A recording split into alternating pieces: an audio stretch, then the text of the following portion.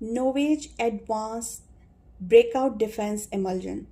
This is suitable for all skin type and for all ages, especially 20 plus के बाद जो आपकी skin पे एक्नी होती है या एक्नी स्कार्स रह जाते हैं, निशान रहते हैं, फेस पे रेडनेस है, एक्नी के निशान हैं और स्कार्स किसी भी तरह से रिमूव नहीं हो रहे, तो आप अच्छे एक क्लेंजर के साथ इस्तेमाल करेंगे इस एडवांस ब्रेकआउट डिफेंस एमल्जन को। Every morning and night care routine में आपने इसको ऐड करना है।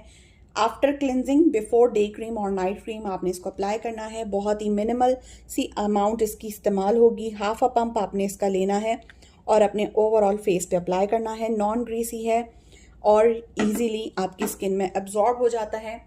इसको इस्तेमाल करें और ये एक बॉटल आपकी ओवर 4 मंथ्स यूज़ होती है, कंज्यूम होती है and highly recommended from dermatologist.